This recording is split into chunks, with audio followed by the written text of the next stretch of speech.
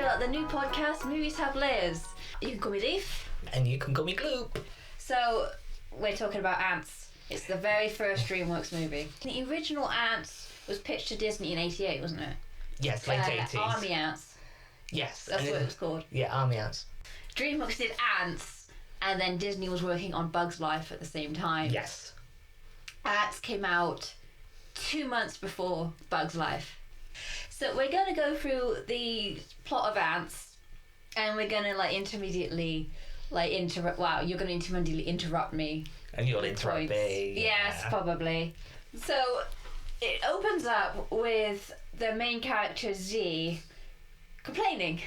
He is talking to his therapist about what did he say? He says, I have mother issues. I'm the middle child. I'm the middle child of 10,000. His mother is the queen, is it not? That's what I was thinking. He doesn't mention it, but they're all children of the queen. Only the queen gives birth. I don't think they want to talk about the complications of that, so they never actually say it. Yeah. Z is talking to his therapist, and it ends with him saying, I feel utterly insignificant, and your favourite line. It's like, you've made a breakthrough. I have. You are insignificant. I just want to say I do like this movie. Yes. It's definitely not of the best of DreamWorks, and it doesn't feel like a DreamWorks movie. They haven't quite got their, what do you call it? I was going to say niche, but that's the wrong word. They haven't quite discovered their identity. Yeah. I can't stand Z. I don't think he's a very good main character. No, you can tell it was done in a rush almost, his character development. It's like, right, we need this. Okay, dun. Right, let's write a script. And every other character has so much more character development than Z. What's really annoying is that Z has a point.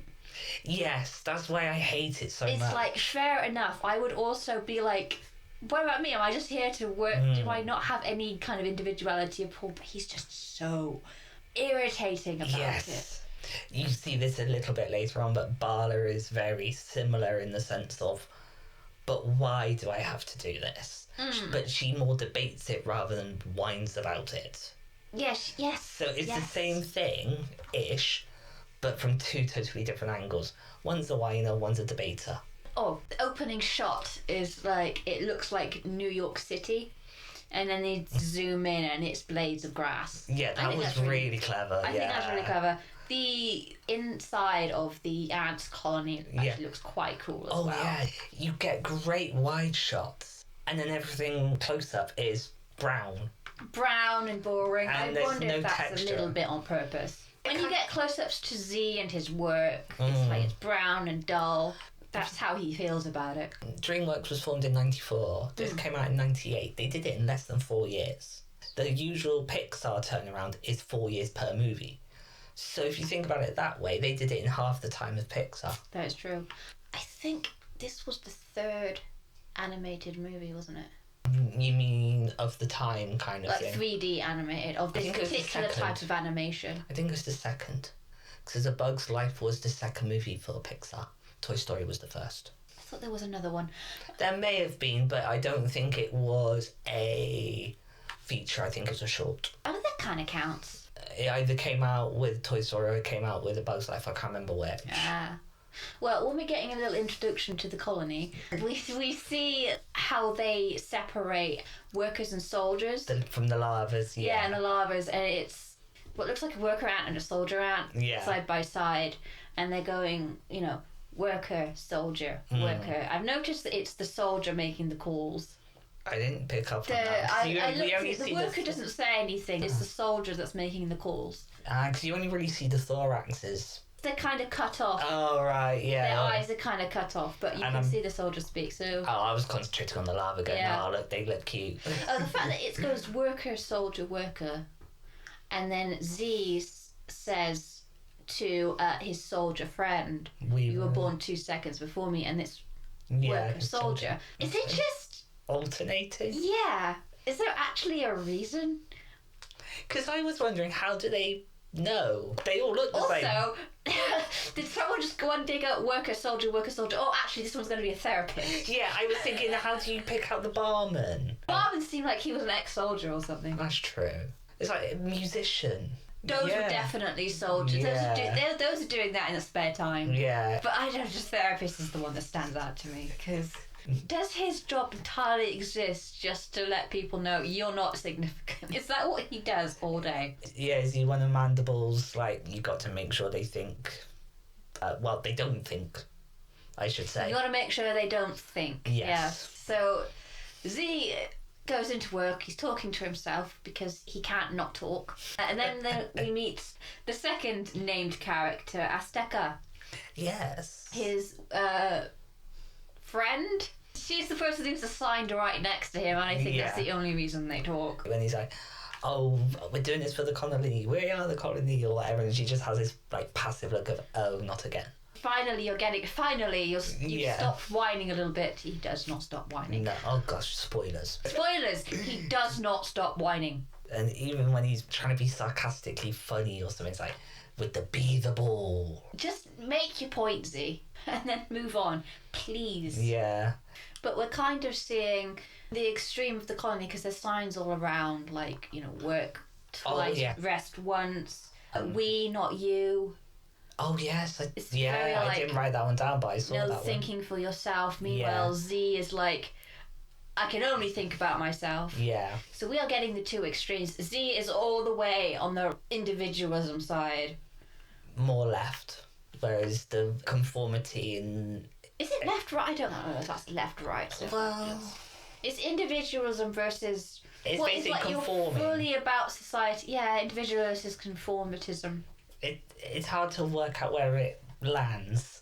But it's literally the two extremes. And that is the theme throughout the entire... This entire movie is about being a part of society so much that you do not have any individualism versus being so individual that you're a selfish little so-and-so. That's kind of the two things going on. That's kind of what Z's story is. He is a selfish little so-and-so at the moment. He does get... He does, but there is no... There's no, it suddenly happens. Yes. I will say, I did like that about it, though. There's no unnecessary exposition. Sure. Back to the plot. So, Z's supervisor, I don't think he's ever named. His name is Supervisor. The supervisor, Anne, which I can tell from your expression you don't like. No. It puts them on wrecking ball duty. The ants are basically a wrecking ball, and they're being flung around. And Z is like the very main link of the chain. Connecting it to the ball, basically. Yeah, it's a link of the chain, and he is complaining the whole time. And he says something about this is a lawsuit waiting to happen, and I'm like, do you guys have lawsuits? It doesn't seem like you'd have lawsuits. Do you have lawyer ants? How are they decided when they're being picked out as larvae? Yeah. Lawyer, oh no, keep away from them. We have HR ants? There's no HR ants because Z would have been written up. Oh, yeah. Based on his reactions later on. Z's complaining about being the line. Meanwhile, there are ants that are being directly knocked into bits of rock. So I don't think you have too much of an issue, Z. Z, because he's a fool, drops the ball. And then they make a joke about dropping the ball. Yeah, I understand. I dropped the ball. Yes. And there's a wide shot. And here's where we meet the obvious villain, General Mandible. I assumed from the shot that he was looking out and watching this. Z dropping the ball. Yes, but time had passed though. Yeah, it's not obvious. The supervisor was down there and all of a sudden he's up here and I'm like, good lord, dude. You got teleporters? Did you do that? That's impressive. In the most recent rewatch, it's like he says it in 4 days to the supervisor as well, and I was like, actually counted. I was like, wow. Did they actually do it? Did they? I think it's 5. I don't know if they're counting the day they're on. Oh, yeah. If they're not counting the day they're on, it works. If they're counting the day they're on, it doesn't. So, General Mandible is discussing building the tunnel. What's it called? The super tunnel? The mega tunnel. The mega tunnel. Yeah. That's it. He wants to build the mega tunnel and he's got a strict schedule. Which has got to be completed in 4 days' time. And he is very condescending. Yes. I remember his like, you can't help it, you're inefficient or something like that. Something offensive. Oh, it was. Yeah. Oh, you can't help it. You're not good enough. Yeah, it's basically you can't think for yourself. I can. Yeah. It's that kind of ugh. The supervisor goes away and we meet Cutter, his right-hand man. And it's so unsubtle because General Mandible is looking out the window in that like, oh, I'm better than everybody kind of way that they do. And he's like, oh, in 4 days' time, we can bid farewell to Yeah. the weaker colony. It'll be a fresh start. And it's like, okay, dude. I wonder what's happening here. Yeah, it's subtlety of a brick. Mandible does have the subtlety of a brick. Yet nobody seems to see it. It's weird. I cannot get a read on General Cutter. General Mandible. No, Cutter. Oh, on Cutter. What's his Colonel. position? Colonel Cutter. CC. I cannot get a read on what his level of naivety is here. Because he's very stoic looking. Very expressionless. In this scene, Mandible talks about going to war with termites. And he specifically asks Cutter for all of the names of the ants that are loyal to the Queen. Yes. And he goes, that's who we'll be sending out. And it was like... Cutter mentions that's suicide, and Mandible says, exactly. I cannot tell if Cutter is figuring it out or not. He's clearly not complete. He has to be a little bit in on it, but he's clearly not completely in on it, and I do not know the level. Yeah, I completely get that. He because must know the plan. He at least knows about the megaternal. He's got to. He knows about the megaternal, I'm sure of that. But sending all the loyal to the Queen soldiers seemed like a shock to him. Is he there in the meetings? He's got to be. Or is he... It's the term I think is called Deadwood in, like, Apprentice. Where they see all the bad happening, so they just sit there, coast along on the, like, driftwood until the moment comes to strike. That does seem very like what Cutter's.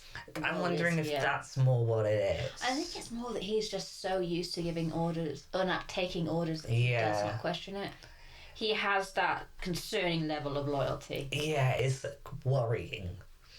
How old was I when this came out? I think I was like 5, 6 when I watched it. 1998 it came out. October. That's So I was 8. I was 5. I definitely... Oh my god, I was 5 when I watched this in theatres. Wow. So, as Mandible says, the next stop is to convince the Queen to go to war. The Queen is so easily influenced. Oh crikey, the Queen is a sheep. Aren't you in charge? It kind of reminded me of our monarchy. Yeah. You have the Parliament, they write the laws, like, they give it to the King, and the King signs it to make it law. Does the King read these? What are you even for, man? Because you make support. It's like, do we really have to go? Can't we talk to them first? Yeah, can we send them back just to says no because they're dangerous, basically. Yeah. And she's like, all right, let's go and kill everyone then. Reluctantly so, but still, it was too easy. Because that's when we have Bala going... This is when we introduced to the protagonist, Bala. Sorry? The protagonist is the main character, yes. and you've got the detragonist, who is the second main character. I don't know if I'm genuinely pronouncing it right. never heard of that. Okay, fair enough. I just know him as second lead. Yes, she is the second lead of the That's movie. what we call her. She does more than the main character in this instance. Yes.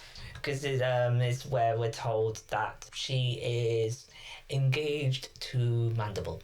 Unfortunately, obviously, it's clearly an arranged engagement. Yes. It's apparently the first conversation they've had. Yeah, it's like, can you schedule some time?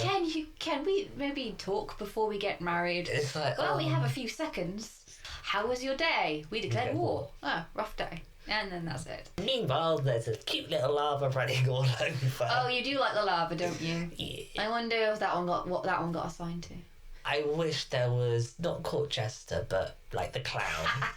It's like they're the funny one. Bless that entertainer. There we go. That's the word. An entertainer. Bless that little lava running all over Cutter. Yeah, it definitely takes the edge out of that scene of ugh. It's like, hey, something actually visually exciting. General Mandible walks away. Bala says to the Queen, "Do I have to marry him? He's such a stiff." I love that because stiff in our slang means dead. If you're stiff, you're basically cold. Don't we have stiff? I thought we had stiff. It's probably an older word of slang. Then again, I do like my words, and this is a very Victorian thing to say. Yeah. It's like, oh, I got a stiff out there. You need to collect it. This is back when they had the cart to clear out your deck.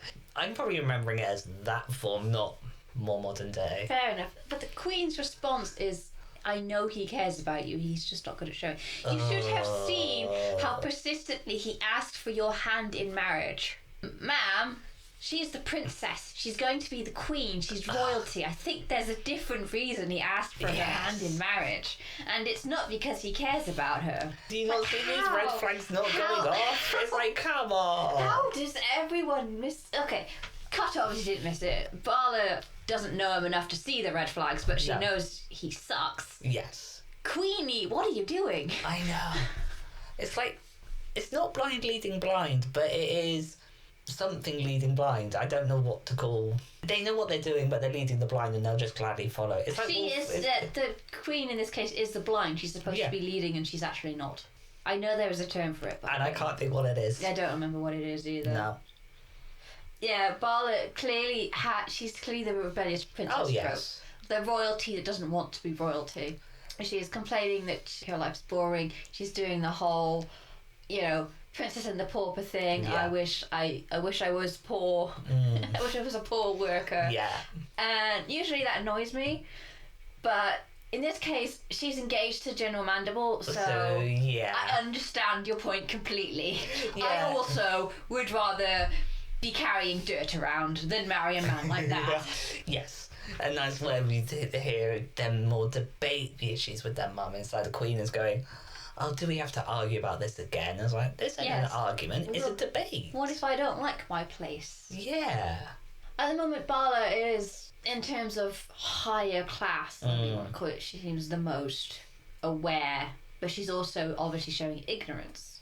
Because she's like, oh, at least the workers seem to have fun. She seems very unaware of the situation. Because she's been kept away from it. Yeah, it's just that she doesn't have the... experience. That's what... I was thinking education. And education. Yeah.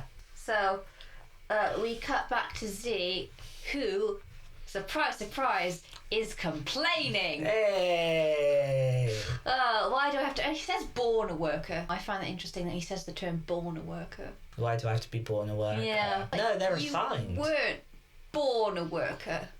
You were assigned a worker. But it's interesting that term is used. Yeah. Like, that's how deep... Do they know they're selected? They've got to. They obviously know they're selected, but I don't think they know how. Yeah. It's also not clear how. Is there an actual, thing they have to reach, or is actually just... Does it really just go soldier, worker, soldier, worker? Yeah. Or is it, random Because I sorting genuinely think that obviously the soldiers do look and are stronger. We see that. But is that because Is it because they're getting better resources? Yeah, is it the way they're brought up? Because they're considered a better class. Yeah. We do learn at some point that food is rationed. Yes. And, the punishment for workers is that their rations get taken away. Yeah. So I wonder if soldiers are actually just getting more rations, getting better treatment. It's almost like they're the lower, the soldiers are the middle, and the palace is the upper. That is the impression I'm getting. Yeah. It's very much class. Also, General it's where they are in their colony as well. Yes, General Mandible is every rich white guy ever. Ugh, yeah. He was obviously assigned that position, like everybody else. But he thinks he deserves it, even though he knows he was assigned it. This is what people who are born rich are like. They think they are better. The silver spoon. But you... Yeah. You just got lucky, mate. It's the entitlement. It's got lucky. I could say so many things right now, but I don't want to get political. This is a very political movie. I think you're going to have to get political. Oh, I mean current, right now, today, political. Oh, current, right now, not vague. Yeah, oh, gosh. No. Were you going to name someone in particular? Yes.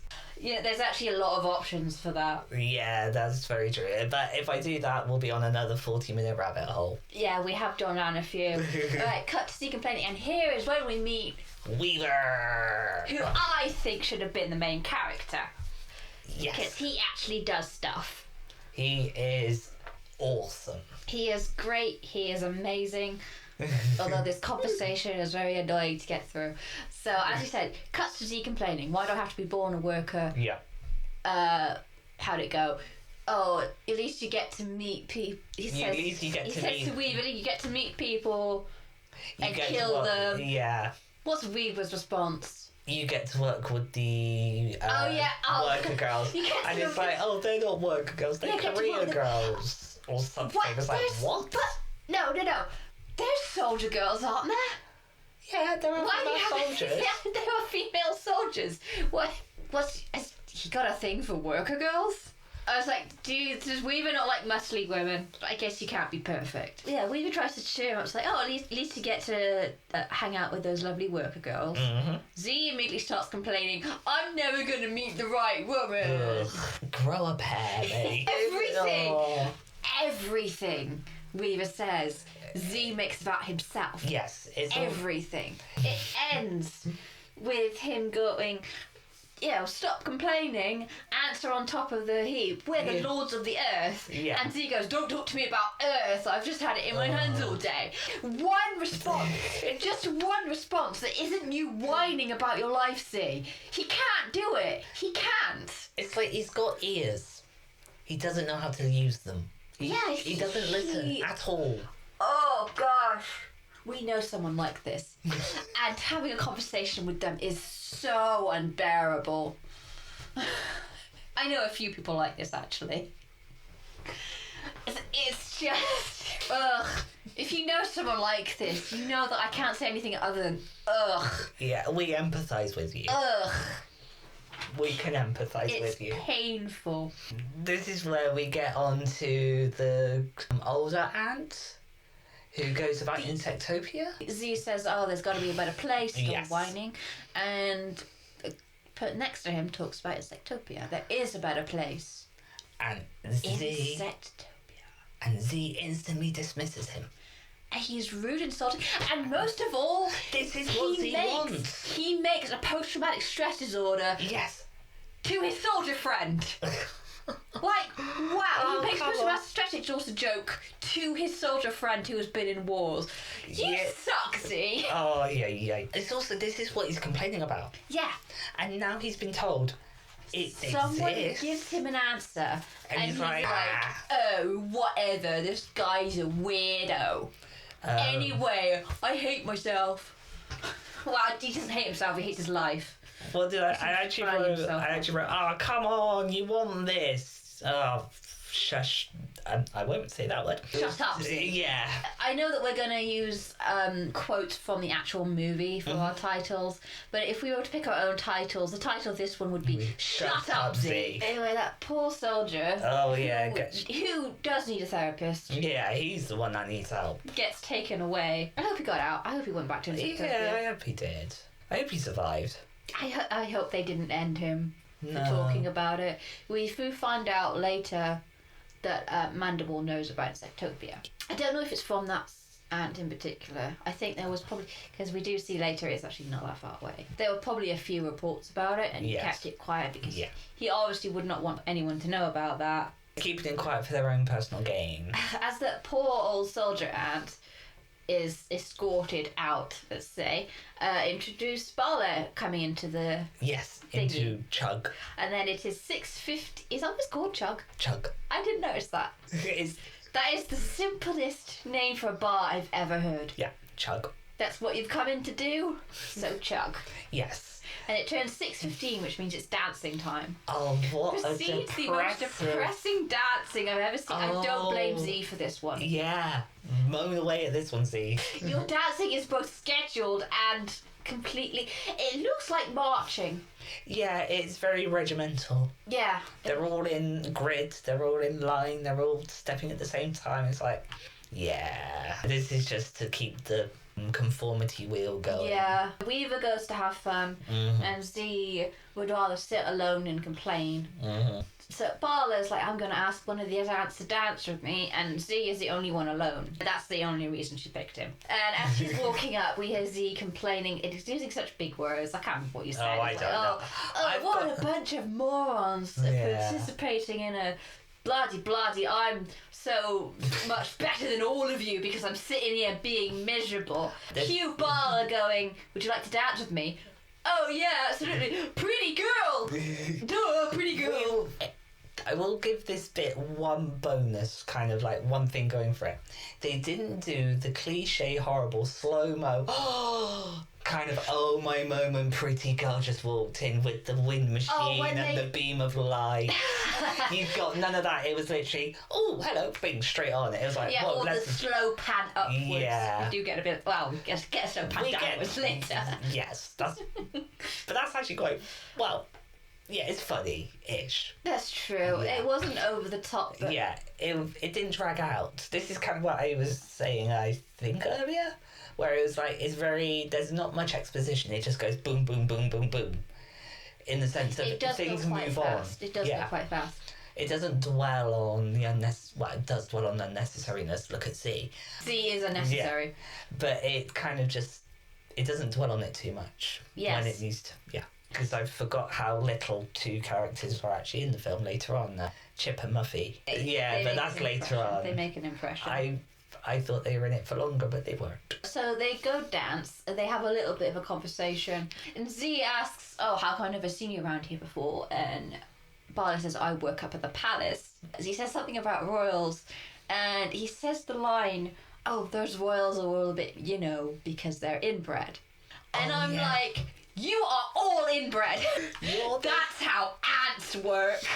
I was very I paused it a few times while I watched this by myself, and I had to go, huh? Did you really let that line go through? It's like, have they researched ant colonies? If they wanted to be accurate, all of these characters would be female. That is very true. But it's like, come on, you can't put human into bug, so to speak. Like our way of lives into a bug's life, so to speak. Hey. Yeah, It's like, it's very human. Being inbred. No, I mean... I would understand the concept because, as I just said, all ants are inbred. There is only one queen. Well, yes, there could be a few queens, but in this case, there's currently only one actively birthing queen. Yes. Cue the most painful flirting I've ever seen. Youch. Oh, gosh. Like, youch is accurate, but not in the way you're doing. Oh, no. I kind of blanked most of this scene. By the way, I did time it. They interact for 2 minutes 44 seconds. Z attempts to dance. He cannot dance. No. So he gets injured. He tries to play it off by going out of sync, basically. Yes. And makes up his own dancing, which, yay. Yeah. That's cool. It did come from messing up, but, we do that a lot as well. Yeah, because actually I think Barlow kind of somewhat appreciates it. It's like, hey, you're not following the rules, I don't want to follow the rules, so kind of just willingly goes along. Yeah, they do have a little bit of a thing Yeah, there. so it's like, I think at that moment I was like genuinely like, oh, okay, this is good. That is the only chemistry they will have through this movie. Yes. We started off strong it's when they're not talking. They're just dancing. So there's no time for Z to be shameful, although he does do in the beginning with the youch. While he's doing his dance, I think while he's moonwalking, he bumps into a soldier. Cue the bar fight. Yes. No, but I've noticed every time 2 soldiers approach him, because one he bumped into gets annoyed. Oh, yes. And then another one says, get back in line. Both times, it's Barlow who stands up. Z does not do anything. He hides behind people. Z does not. The second time, he says, get back in line, and she looks at him like, stand up for yourself. And he goes, and then she goes, well, what if he doesn't want to? Yes. Then Z does it. Z does it just to show off his... Am I talking too loud? I'm yelling. I told you I would. I know, that's why I've just... It annoys me because it just shows the lack of him doing anything. Every time he does something, quote unquote, it's actually another character who does it. Yes. So it's the first instance we see of someone else standing up for Z, and Z kind of takes the credit. Because you have the biggest whiner in the world. You may work out where I'm going with this.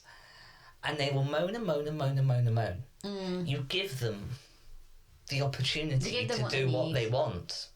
And they continue. And they go. And then they moan about the opportunity. And they get offended. Yes. It's... Although he didn't do that here, he just... Well, no. First he gets told by the man at the bar, I have a solution for you. And he goes, I don't want it.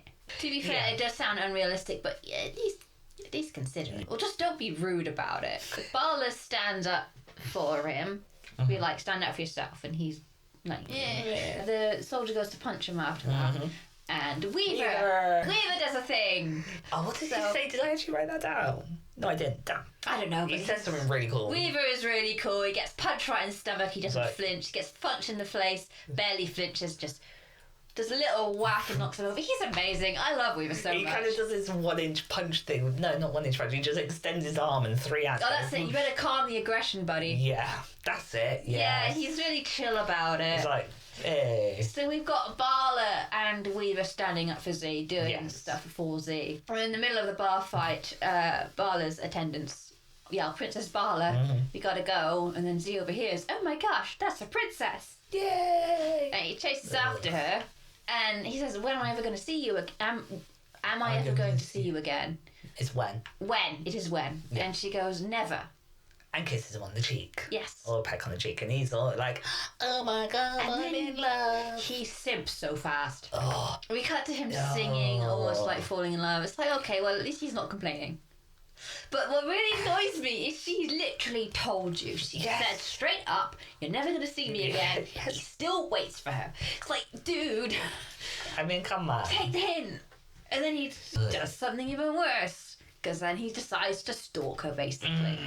He's at the bar waiting, all sad. Yes. So I can't believe she did what she said she would do and not show up. And This then is he the actually remembers, and this is shocking that he remembered something that somebody else was saying, that there's an inspection coming up The barman for the says. soldiers. The Yes. barman, yeah.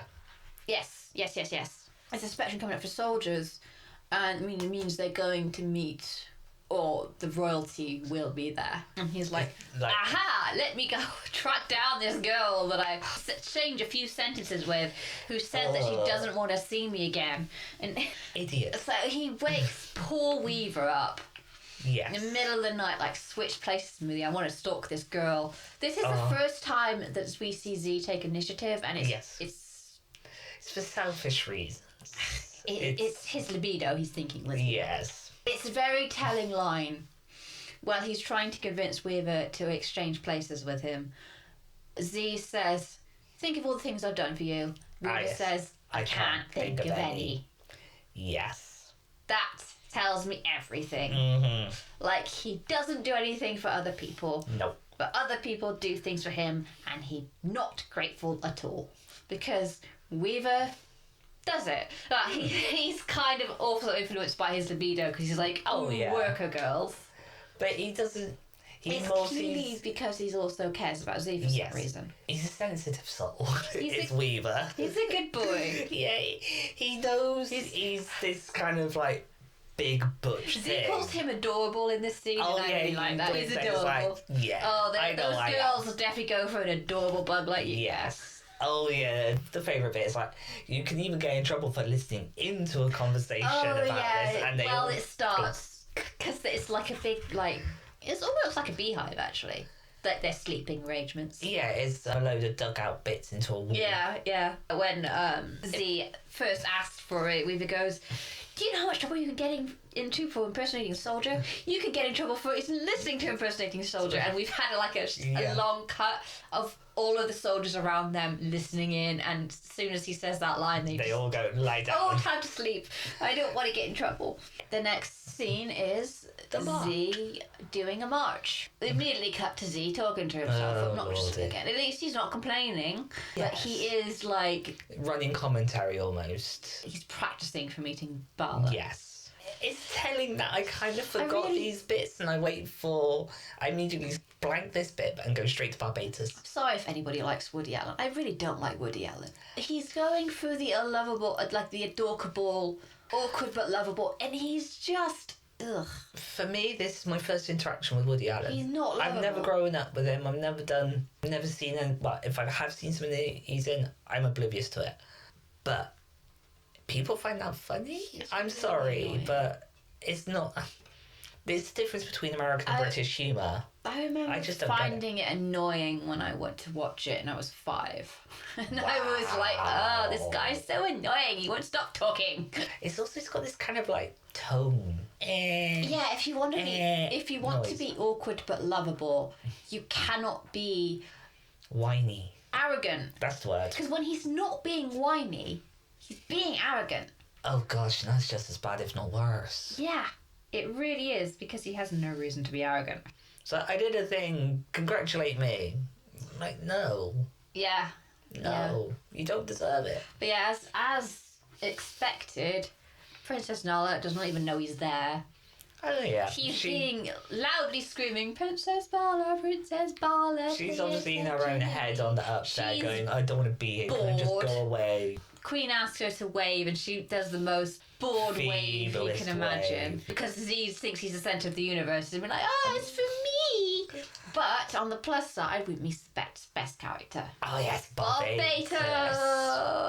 Oh, you gotta love this thing. He's the soldier standing next to Z. Yeah. Z sees Z making a fool of himself. And he just and loves helps it. out. Yeah. You're like, oh, you're an idiot, Like, kind of thing. Yeah, But you know what? he is the I'll look only after one. you. He's the only one who seems to actually genuinely enjoy Yeah, Z's company. Everyone's like, get back in line. And he's like, you know what? You'll be fine. Even his friends, even Z's friends are like, oh, Z, shut up.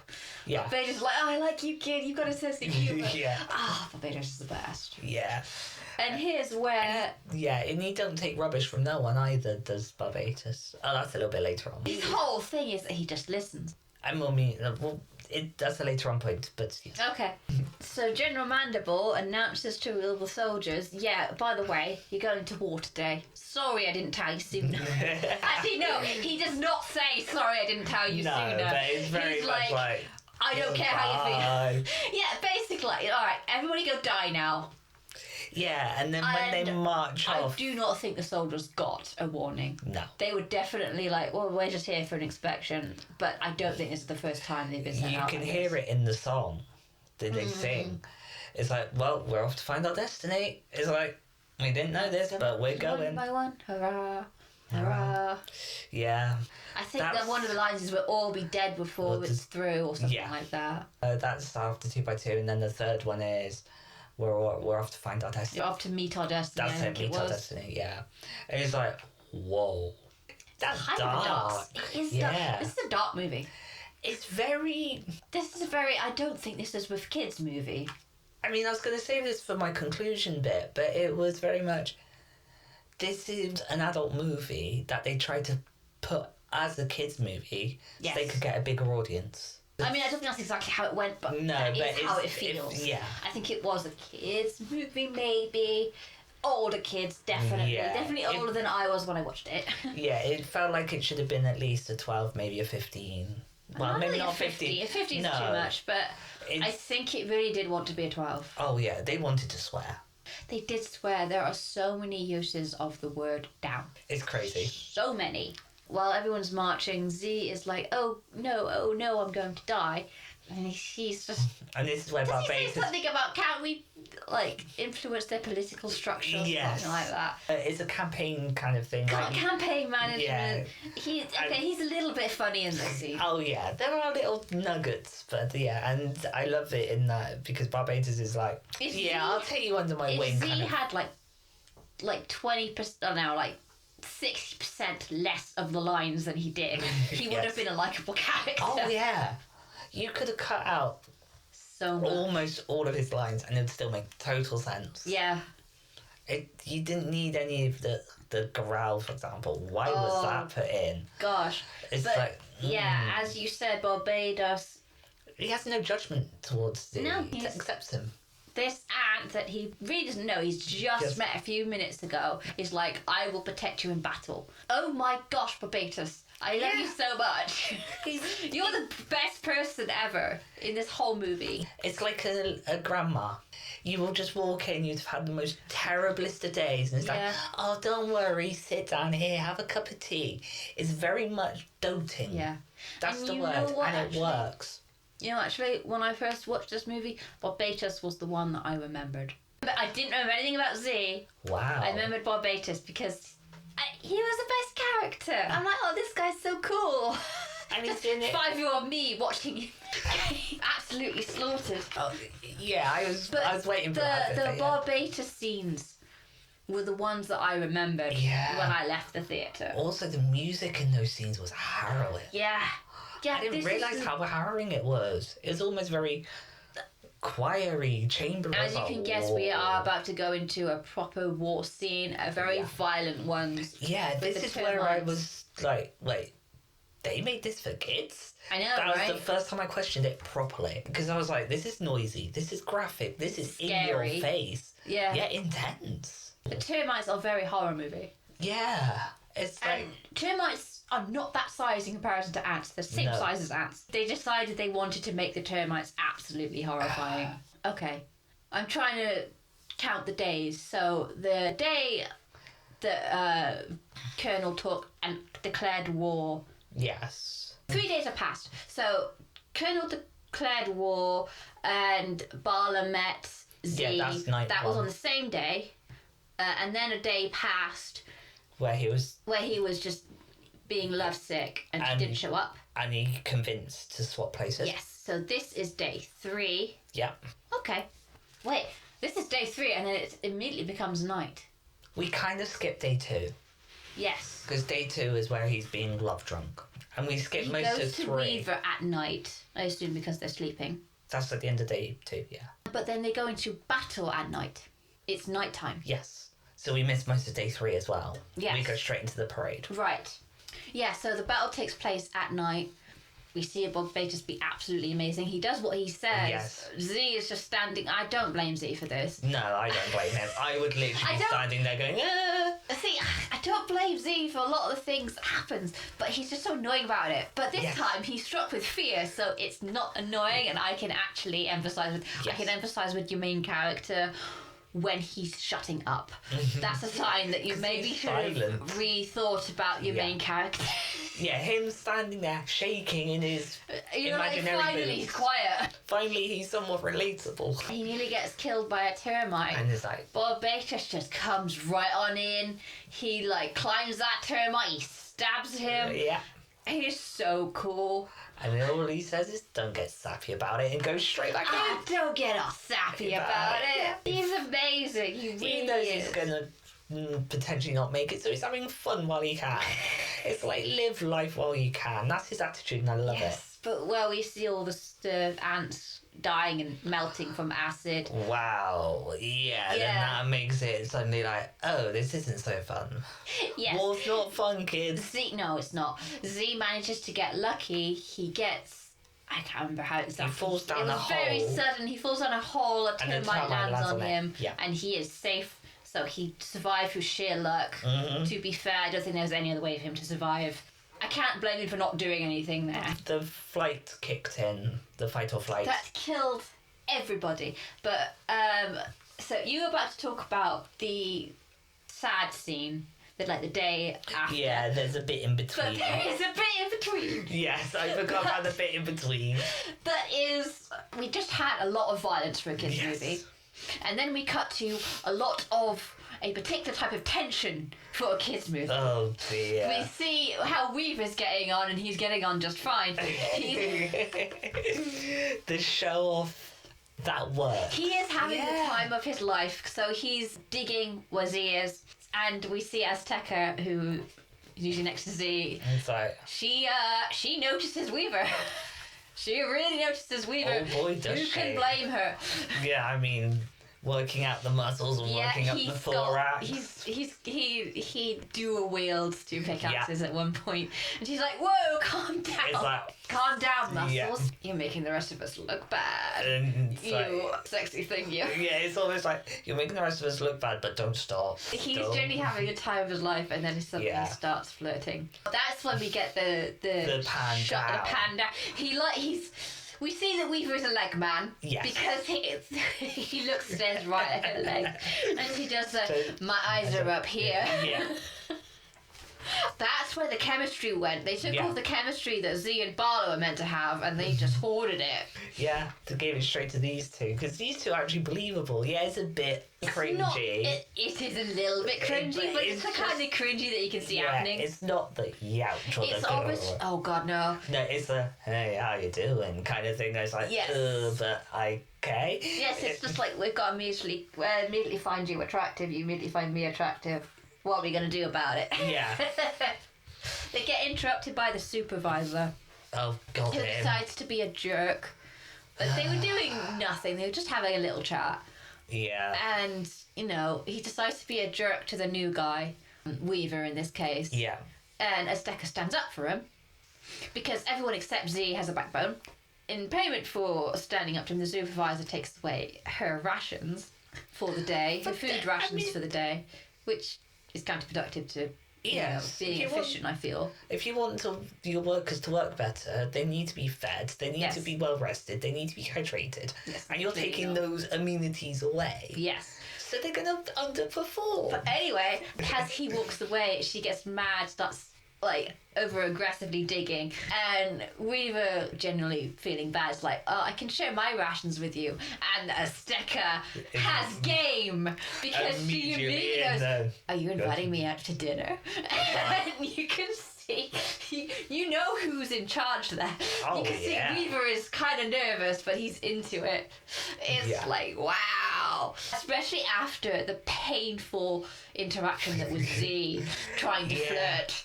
You see, Azteca has got game. Because there's some awkwardness in it, but it's actually done so... She does it so well. Yeah, it's very... She's like, I'm going for it. I just like with the tension in that scene. Yeah. Good Lord. So, this happens right in between the war scene and the aftermath of the war scene. It's a really good scene, but it's really out of place.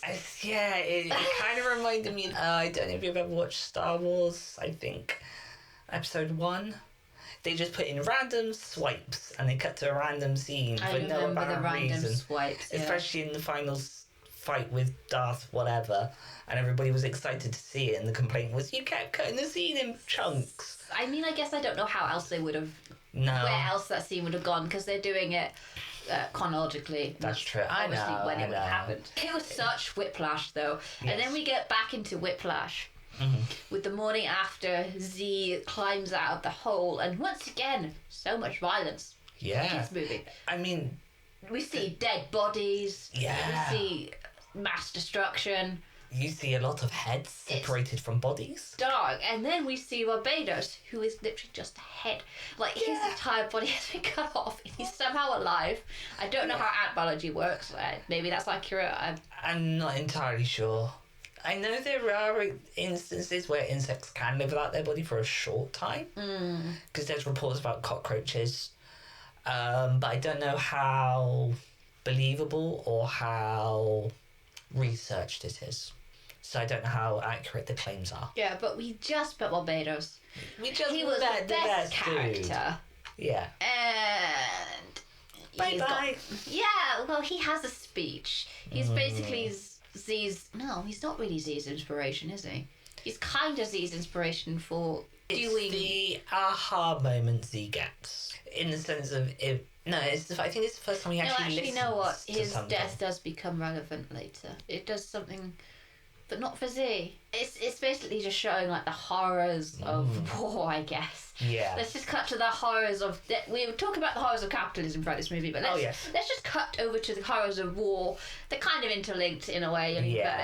But far too much than we want to admit, I think. Yeah, that was it. It was because... This has the quote I really like, which is, don't follow orders your whole life. Think for yourself. That is his final line, I think. And that's the almost aha moment for Z. Yeah. Because he's like, you know what? Okay. Because after this point, he stops kind of... No, he doesn't stop.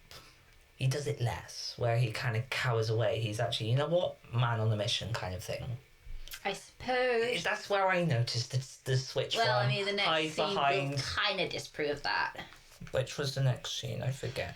Oh, yes. Here's where we go back to General Mandible. Yeah, I forgot this was next. Someone comes in, the messenger is like, oh, everybody's dead. Except one. Damn. Good. Damn good. Another damn. Yes. 2 more dams. I think it was it 2 or 3? I don't remember. I think it's 2. Okay. Damn. Good. Damn good. No, it was 3. Yeah, I wrote, Mandible is a terrible liar. And you would think he would be better at it. It's basically said explicitly that he did want everybody to die. Yeah. Because he's trying to get rid of those loyal to the Queen. He wants everyone to be loyal to him. But to the messenger, he doesn't know that. So he's like, damn. good.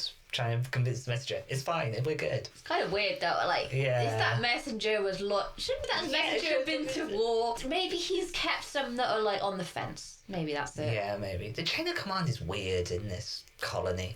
No, I don't think it is. It's like, where do they rank? It's officially Queen is top, but she isn't. Nope. General Mandible is second, but he's actually the one running the thing. Yeah. And then Colonel Cutter is after that, but he doesn't really do anything. No. He's just there to make sure that Mandible's orders are followed. And I don't know much about chain of command in armies. No, I don't really know either, but it's just the way... No, it is obvious who reports to who. But it's not actually happening. Yeah. There's a lot of secretiveness going on. Yeah. Different loyalties. Yeah, there's a lot people. of factions. Yeah, factions is the word you're looking for.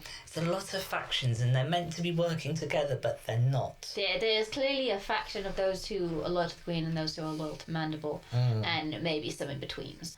But, yeah, this is right after the war. So poor Z, I don't think he's gotten a chance to rest. This is the time he needs a therapist. Yeah, this is when he actually needs a therapist. Not that you don't need a therapist just for, like, being sad in life, but, even more than before. But seeing all of that and experiencing the war of the termites. You know that post-traumatic stress disorder joke you made earlier, Z? Congrats, you have it now. How do you feel about that? Maybe don't make jokes about it anymore. Yeah. Sorry. Obnoxious. I just found it really rude. He's just obnoxious. He is, yeah. So this is where the bad guy and the good guy meet. Mandible congratulates him, blah de blah. Z actually seems aware of others because he's like, it was horrible. I think this is what actually made him think a little bit more of others. Yeah. Was Barbatos. I think because for me it is that moment. It's like Barbatos is the switching point for Z. Yeah. It's one of the switching points. Yeah, but it goes right to Z just came back from war. Mandible immediately shoves him in front of a crowd. Yes. To cheer him on, and it's like that. I mean, that would be horribly traumatizing. Yeah, it's like, come on, let me have a break, please. Except Z reacts completely differently. It's like, a minute ago, he was traumatized, and as soon as he gets cheers, he's like, ooh, never mind, I've forgotten everything bad that happened. It is very, very obnoxious. It's very funny how excited everyone is to win a war that they didn't know was taking place until after. How did they know to write the banners 1 versus bloody blah?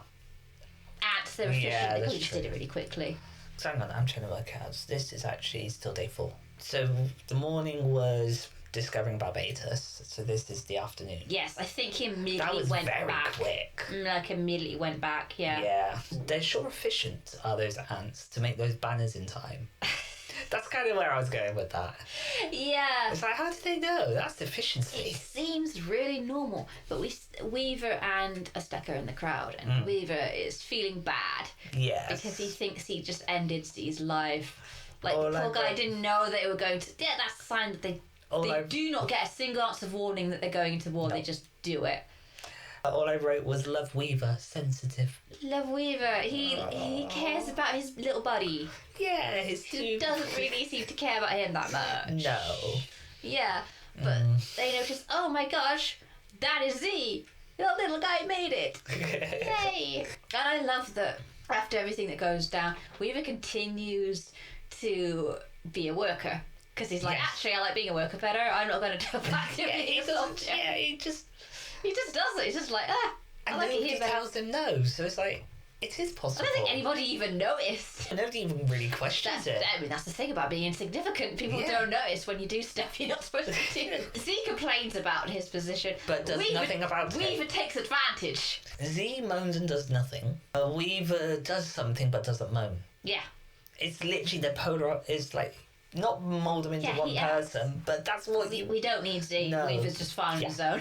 We need a little bit of angst just to help for like some development stuff. Yeah, but I mean, he just got some angst. He thought he'd killed his buddy. That's true.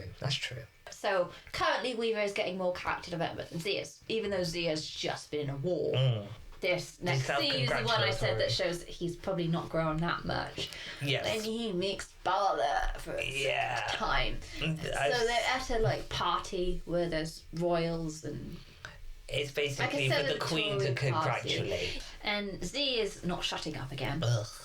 And we get the quote from General Mandible: "Keep your comments to yourself." Yep. Z does not keep his comments to himself. Nope. He doesn't even try. Because Mandible has to introduce him to the Queen. And Princess Bala is right there looking bored and sleepy again. She often does. Before the bit we're about to cringe about, should I say? Yeah. I wrote, Mandible is kidding no one. Except the Queen. Yeah. It's literally like, come on. It's like Bala kind of, I want to believe she sees something but is a bit afraid. Well, not afraid to talk about it, but knows if she brings it up, the Queen will just tell her to shut up, don't worry about it. Like she did earlier with Why Am I Marrying she's Mandible? kind of, at this point, she's kind of, Bala is a little bit selfish at the moment. She's only really I think at this point, she's probably only debating the social structure for herself. She doesn't like her own position. So Bala has some growing to do. So Z meets Bala for the second time. And he thinks it's perfectly appropriate to growl and wink at her. He doesn't say anything. He growls and winks. And you cut to Bala looking really uncomfortable. Recoiled and totally uncalled for is what I literally wrote. It's like, she smiles at him and he just goes... and even you doing it. Yeah, we both visibly cringed. We cringed watching it. We're cringing think about it. We've watched it many, many times to make sure we got it right, and we still cringe. It's hideous. It's so inappropriate. It's physically hideous. He is an absolute creep. I could stand the whining maybe. Yes. It gets better, but the creep factor, it's not okay. And at some point he's called a creep. I can't remember when, but at some point he's called a creep. Like right after this. Oh, that's when it is. Fair enough. Yeah. But it's just... I remember you saying something, because you hadn't watched this before, had you? I watched it for the first time about 2 weeks ago. Yeah, when I showed it to you for the first time, you said something about Z's behaviour, and if you'd have watched that, what was the quote you said? If you'd have watched that when you were a kid, you would have thought it was okay to act that way. Yes. It really, really because wasn't. I think it was something more along the lines of, this is shown to impressionable people. I would have thought this is okay if I just saw this. Yeah, because obviously he's going to get the girl because he's the main character. But why? Why does he get the girl? He made her really uncomfortable because she doesn't remember him. Of course she doesn't. No. And he kind of lets slip. He does the youch thing. First of all, he shows off about how strong he is and all that. Ugh. Even though he was traumatised earlier, but now, ooh, pretty girl, gotta show off again. Gotta impress them.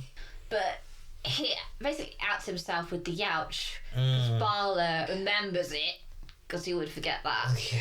And she immediately, she does not keep his cover. She straight away is like, you're the worker. He was a worker and now he's a soldier, guys. Yeah. And this is... The Queen and the Mandible are not happy about it. Nope. She basically uses Z to prove her point.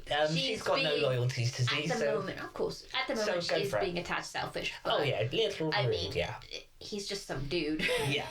It's like, hey, you can help me prove my point. Here, be expendable. But they did not take that well. Nope. And they were angry. I think Mandible says, the Queen says, take him away, something like that. One of them does, yeah.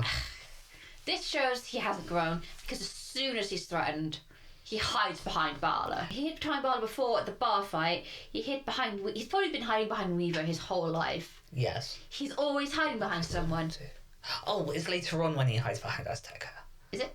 I think so. It's like, what if he doesn't want to? Oh, that is Bala.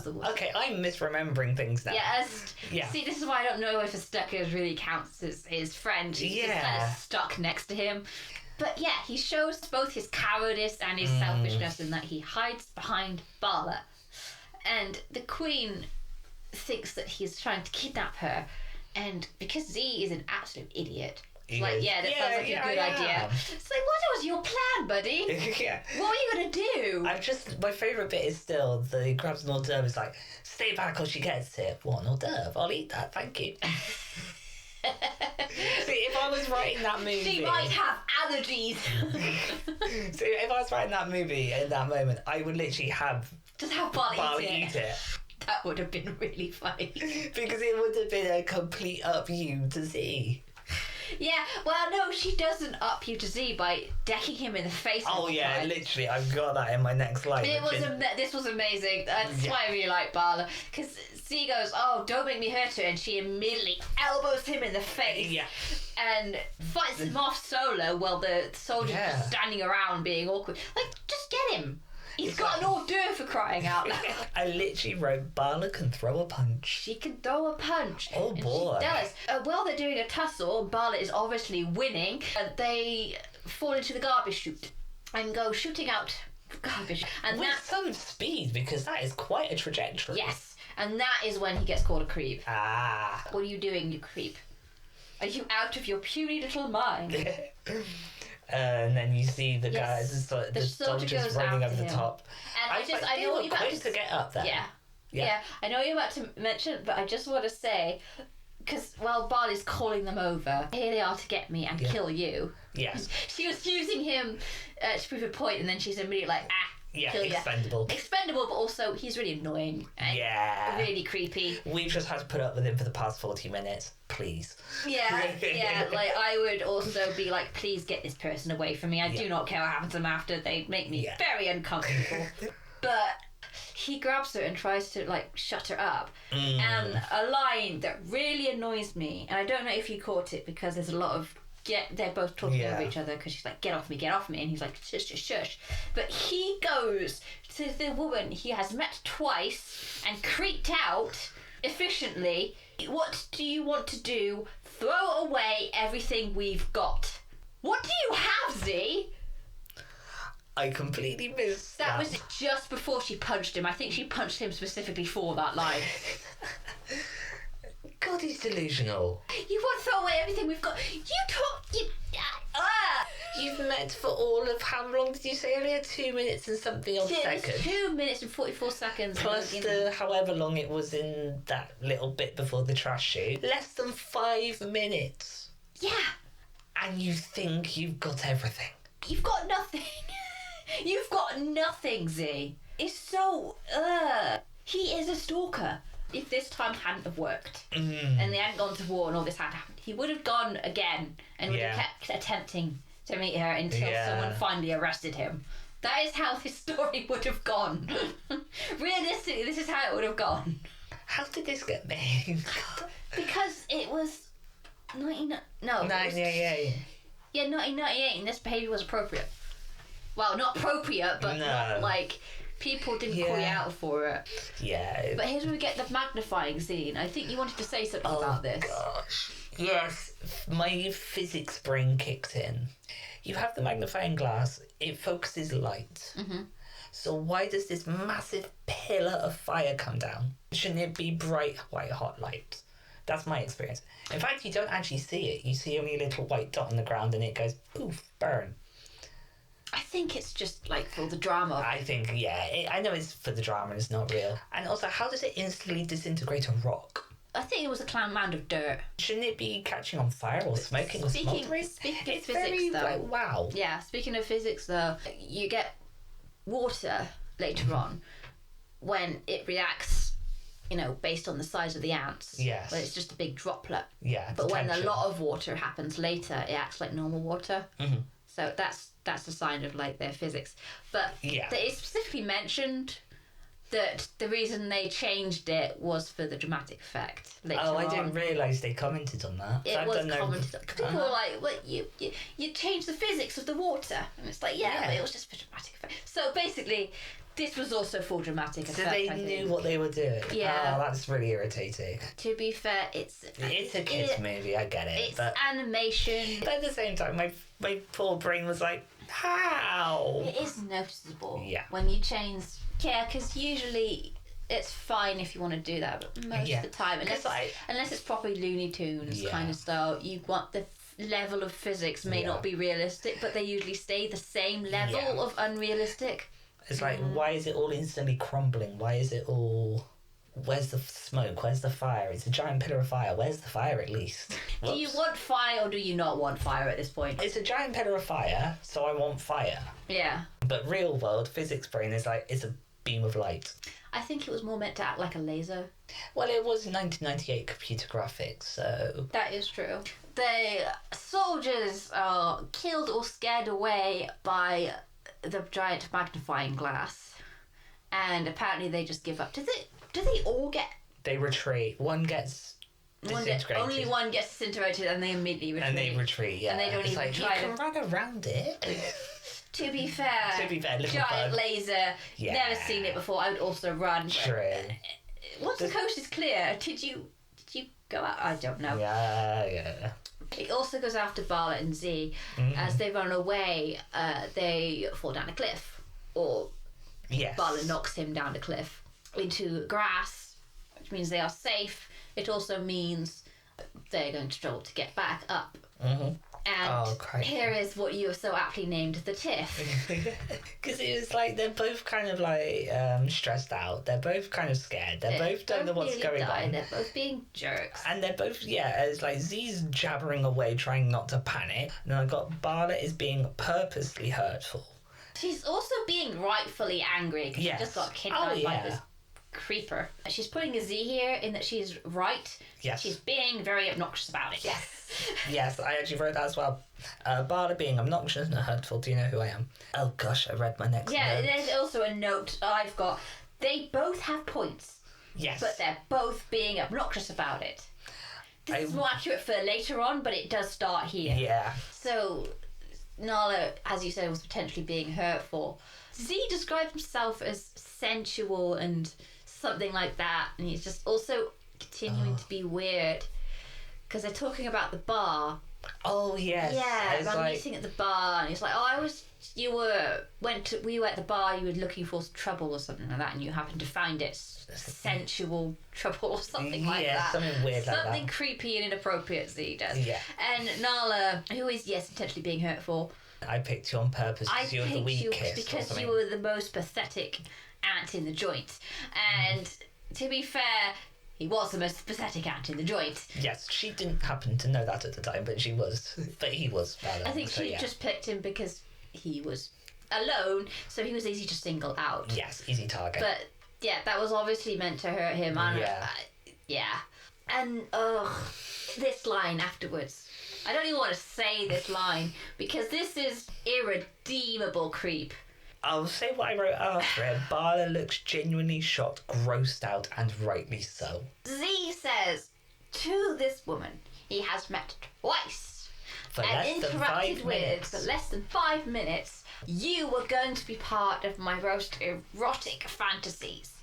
The line was originally, you were going to be part of my most erotic sexual fantasies, but it was cut because that's too far. The whole line is too far. Why not cut the whole line? That's nasty. You can see her fall into herself in discomfort. You physically see her kind of put her arms up in front of her body. If you've ever been sexualized and you did not want to be sexualized, if you are female or present as female, basically, you know exactly what I'm talking about.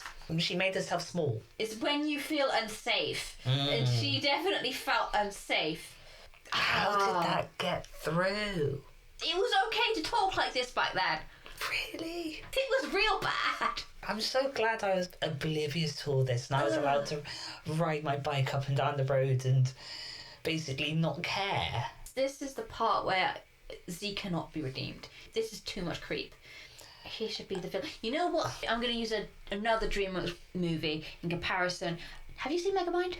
I don't recall. Titan. No? Okay, if you've seen Megamind, audience, Titan. Z is like Titan in the way that he's really, really uncomfortable and creepy. Fortunately, Titan actually is the bad guy in that one. Oh, okay. It was actually really well done. I'm so glad that DreamWorks have changed their stance on people like this. Fair enough. But basically, yeah, Z should have been the bad guy. He is the bad guy in Nala's story, I'll tell you that. I mean, Mandible is also the bad guy in Nala's story. Yeah, but Nala does not have any good men around her. No, Mandible's like your typical movie bad guy, though. A lot of politicians are like Mandible, but there's not someone you'll come across with on the street. Z is 100% someone you will come across on the street. He's an incel. I'm just going to say it, he's an incel. Because he was obsessed with Bala, and as soon as Bala's like, I don't know you, you're creeping me out, you're being inappropriate, he's like, no, I don't like you anymore, you suck. Because that actually brings on the next bit, because she's doing this whole do you know who I am? He climbs a plant or something, pulls a leaf away, and sees Insectopia. Well, he sees the monolith. I sees the monolith, yeah. So he comes straight back down and goes, Bye. Oh, yeah, you were really in love with this girl, weren't you? And then Bala's all very like, fine, I can do this by myself at that moment, and walks in the opposite direction. And she apparently could not, because she runs Giant grasshopper. Oh, yeah. I want to say mantis, but yeah, it's grasshopper, isn't it? This is actually a moment I found quite significant in the sense of Doctor Who. Back in the 60s, well, maybe back in that time as well, the early 90s, late 90s, every time a female character met something scary, they screamed at the top of their lungs. Oh, no, yeah. And I'm rewatching classic Doctor Who's, and I'm getting a lot of the female companions seeing a Dalek and screaming at the top of their lungs. Oh, gosh, yeah. Bala does what I think is the right reaction. Gasp, process for a second, run away. Yeah, gasp and run, like not stand there and scream. Not stand there and get killed by the Dalek. Because if you stand still, the Dalek will get you. You've got to run. The only problem is she's running the opposite direction. Towards Z. Z's not going to help you. Nope. You just saw him hide behind you. Why? It's like, this is the biggest mistake Bala makes in this movie. And it's the first time she calls him Z rather than Worker. No, she calls him Work. Oh, no, yeah, she says Worker, and then when he doesn't respond, she yells like, Z. Yeah. That's it, yeah. This is a bit of Bala's immaturity. This is where we show that she needs to grow, because princess, she's used to people doing stuff for her. As soon as she finds out that she has to do stuff herself, she doesn't want to. She runs right to the nearest person who will do it for her. But she has potential, because she fought Z off when he tried to quote-unquote kidnap her. She is showing a lot of initiative, but she's still not quite there. No, it's just... To be fair enough, running away from the mantis. But maybe you don't have to run after Z. No. But I think they couldn't think of a way for Bala to realistically follow him without something happening, and they was like, I don't know, she gets scared by mantis. Yeah, why not? Because that brings us on to... Where do we go? Yes, what I call the exaggerated rumours. Before that, we get a little scene of the Queen and Mandible having a conversation. That was so quick. It was very, very quick. But the only reason I brought this up, because it's basically, find my daughter, but Mandible says something right to the Queen. Of course, Bala is essential to all our plans for the future. He's really not hiding it. She's essential for the plan. I need her for the plan. Come on, Queenie, open your eyes. Even with the go to war with the termites, it was very much like, you have made the good decision. It's for you have saved the colony. It's like, come on. Yeah. He's straight up saying it to your face, Queenie. I don't know what her name is, so her name is Queenie. Oh, it's Queen. Come on, Queen. Subtlety of a brick. Yeah. I think I said that earlier. She is literally being smacked in the face with a brick, and she's not even flinching. He's a wolf in sheep's clothing. He's not in sheep's... He's just a wolf standing in a field of sheep, and you're just going up to him and paying him like he's a little sheep. But he's a wolf. Queenie needs her eyes checked. Oh boy, does she. But yeah, the rumour scene. Well, I was going to call it Chinese whispers, but at the same time it was not that, because they're not really whispering. It's immediately exaggerated. Yeah, it's like straight away, it's like, oh, okay, it's blown out of proportion. It kind of doesn't make sense, given the colony. They don't have much entertainment, so you hear a rumour and you're like, I'm going to tell this to everybody. Yeah, they don't have TV. It spreads over to Weaver, who catches sight of it, and Weaver's like, Z? Yeah, I know that guy. That guy sucks. He doesn't go, that guy sucks. No, but he's my friend. And he's a little weakling, basically. He wouldn't be able to do anything like that. And because everyone assumed he was a soldier at this point. Yeah. He was a worker, and now he's a soldier, and I was a soldier, and now I'm a worker. Yeah, because they're like, he can't be a worker. Workers can't do anything. Except dig. Sure they can. Yeah, sure I they used can. to be a soldier. Look at me now. I was like, wait, what? We don't have to be here? We have a choice? Wait, we rule this place. Everything relies on us kind of thing. Yeah, what they said an actual quote, like, workers are the... What's the quote? Workers control the means of production. Yes. Like, yes, you do. Yes, go, go, go, go. Unionise, reform. Z is starting a revolution. Yeah. It's like, but Weaver and Stecker started the revolution. Z just ran off. Yeah. Once again, it's other people actually doing... Yeah. Z did it by accident. Oh, yeah. If Weaver hadn't said anything... This wouldn't have happened. So it was Weaver who did it. Yeah, I know. It's Weaver being the main character and Z taking the credit for it. So, stuff's going down in the ant colony. Cut back to Z and Null. And now Z is getting a taste of what it is like to be the one who is complained to. Yes. Because Bala is complaining up a storm. And he even goes, yada, yada, yada. It's like, you do not have the right to react that way, Z. This is what people feel like when they talk to you. But this is where they have, because before it was a petty spat. Like, you're pathetic and blah, blah, blah, like that. This time, they're actually making points.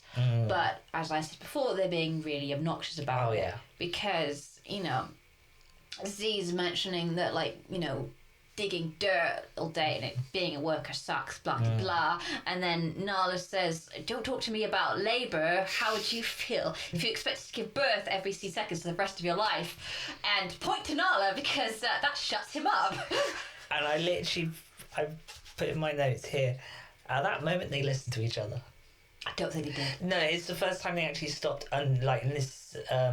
I think that's the time Z actually stopped and was like, oh, boy, okay. Yeah. Can't beat that. Could that be the start of the moment where he goes, it's not all about me, kind of thing? I don't know about that. Well, I don't know about that, but... I know, it's actually not that, because I think, right after she says something, but all you think about is yourself. And this is the line that makes me the angriest that Z says after that. He says, nobody else ever cared about me. How dare you say that? Less than 24 hours earlier, Barbados died for you and he didn't even know you. A person died for you yesterday and you're like, nobody cares about me. Weaver's constantly looking out for him, even Azteca's looking out for him. Nala looked out for him in the thing. He's such a selfish little so-and-so. Oh, it's a shame we're keeping his PG sometimes. I'm trying so hard. I have many things I want to call him. I'm refraining really bad from saying some words right now. That is the most irritating line, because how dare you? So many people have cared about you, Z, and you have not deserved it one single time, and you have not cared about anyone else one single time. The whole point of this is to, not conform to society. Yeah. But Z is getting too much into the extreme that he's such a selfish little... Insert expletives. Yes. I guess that's what we're trying to do. Yeah. He's trying to get away from the one extreme by going towards the other. Yes. And it's bad, but it's an annoying journey to have to watch. As they're about to cross the lake, he says, if we can't find Insectopia, I'll take you back. Mm-hmm. And he holds out her hand. At this point, I'm like, no, just go home. No, just go home. Bala, go home. She doesn't go home. No. She follows him over the lake. I would go home. Yeah. But this is the first time they have, before the thing where they're dancing, that they have a... It's more meaningful. Yeah, it's okay, we're starting to not despise each other so much. Because we then cut back to the colony. The colony mid-revolution. Yes, Mandible, and I wrote Quells. I wrote, Mandible makes good speeches. Yeah. Because, to be fair, it's a good speech. Because everything he says is true. Yeah.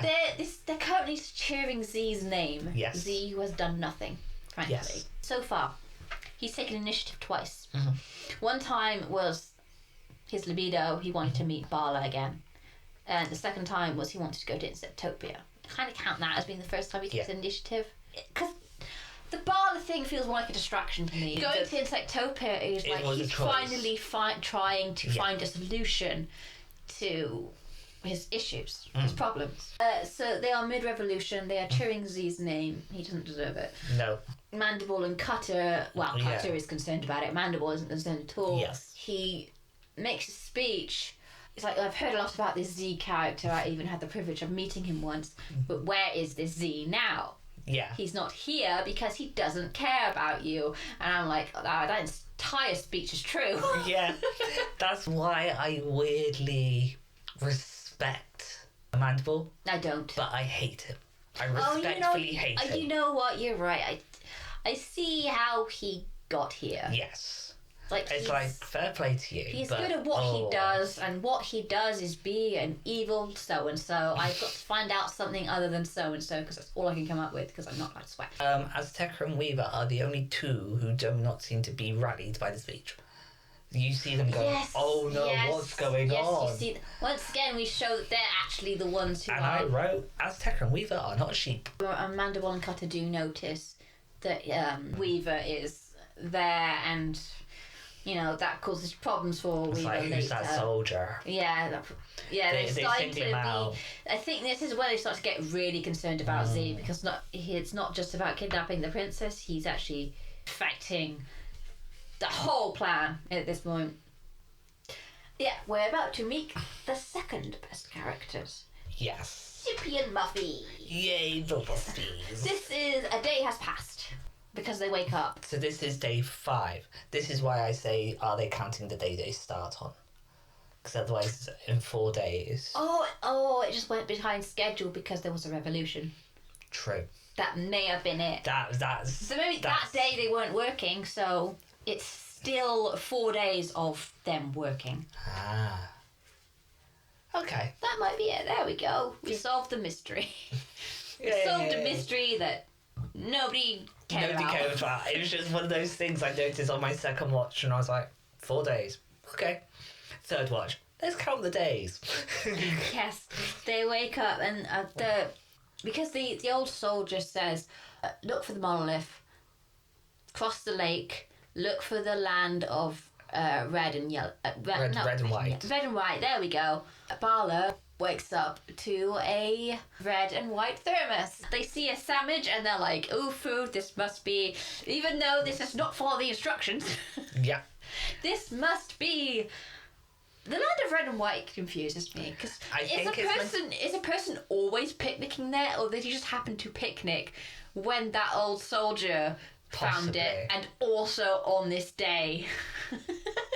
I don't think it was on that day, but yeah, red and white blankets are typical picnic things. I know, but in between like a drinking fountain, I think it was, and a trash can is not a typical choice to sit. No. You wouldn't want to sit by a trash can, even though it is convenient. It is also smelly, and there is bugs. I.e. in Utopia. Yeah, it is a bit confusing. But okay, this person has decided they want to sit next to overflowing garbage. At least they wrapped their sandwiches. Yes. Because he attempts to eat the sandwich, and is met by a face of cling film. And we have there seems to be some kind of invisible barrier around this. Right. You know what a lawsuit is, but you don't know what cling film is. Fair enough. Sure. I've seen it in some films where they hold up cling film and kiss through it because of allergies or something. I can't remember which film it was. I know it's in Pushing Daisies. That's a TV show.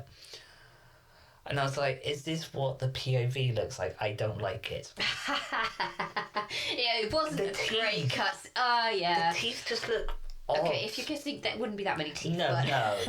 I know he's trying to take a bite. It's the thing about teeth. In even animation, like, teeth have always been kind of an awkward thing to animate. They always look kind of bad. And Yes. 3D animation's still real new here. Yeah. Chippy and Muffy. Yes. 2 wasps. Posh, snooty wasps. They're missing the top hats and the canes. They might as well have it. And the jackets. Oh, Muffy, look at those crawlers. Yeah. Oh, those poor darlings. It was also the slow talk. Hello, are you okay? I was like, oh, you condescending. But you're so sweet and really funny. I can't hate you. I want to hate them because it's like being condescending most of my life. I want to hate that attitude. Yeah. But at the same time, they very quickly work it's like, for we Brits, hearing a posh voice, we're like, nope, Tory. And then for you, visibly disabled, yes, hearing the condescending... Yeah, it's like, no. Yeah. It's like, don't you put me down. Like, don't you dare. I can self-deprecate. You can't self-deprecate. I kind of find it kind of funny that they're disabled because they don't have wings. It's kind of... It obviously wasn't meant to be, but it kind of has it's saying something about the state of how we see disabled people. Yeah. Because those ants do just fine. But because they don't have wings... The wasps, even though the ants are doing fine, the wasps think they aren't doing fine. You know what I mean? They just look down their nose. Yeah, thinking, it's like, they're fine though. I mean... Yeah, they're fine. It's like, we're okay. Don't need to... You don't need to... Oh, no, those poor people in wheelchairs. I can't believe it's like... But we've got... They're fine. They're fine. Yeah, they wish the system was better, but they're fine. Yeah, can you maybe, give... disabled people more rights instead of being condescending. You can't walk, that's so sad. I had to stop myself before I said some words then. Yeah. Chippy and Muffy then proceed to have a lover's spat right above the ants. She does the foot stamp and everything. Yeah, she does. I know you laugh at my little hobbies, but this is important to me. Stomp. And then he cuts it off with, but that's why I love you, Muffy Wuffy, or something like that. And she has... This is my favourite line. Eskimo kissing. My favourite line. My big, strong pheromone factory.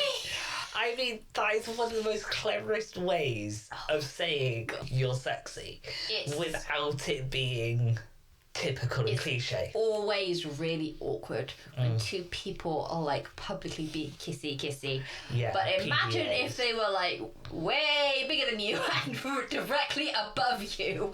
You're like, please, can you just step away a little bit? Yeah, that's a bit too much PDA. He's like, I've lost my appetite, and I'm like, yeah, me too, mate. Yeah, they wander away. They're sweet, but come on, guys, please. Yeah, I want to hate their attitude, but I love them. But then there's the fly swatter, and then Muffy dies, and it's like, come on, Fred Barbatos. Now Muffy is everyone who's nice in this movie just dead. Come on. Can we have one nice character? Oh gosh, and then I just dubbed it The Rescue. Yeah, but I don't know what this person is doing. I don't know. They swat one wasp, then they ignore the second wasp, and then they just walk away. Yeah, it's like, where are you actually walking? Yeah, this is the first true moment I think of Z is don't think, just do. They get swatted, Muffy gets swatted, and then a big shoe comes down with chewing gum on it and stamps right on Bala. But instead of getting squished, she gets stuck in the chewing gum. And the human is moving very slowly because it's from the gnat's perspective. Yeah.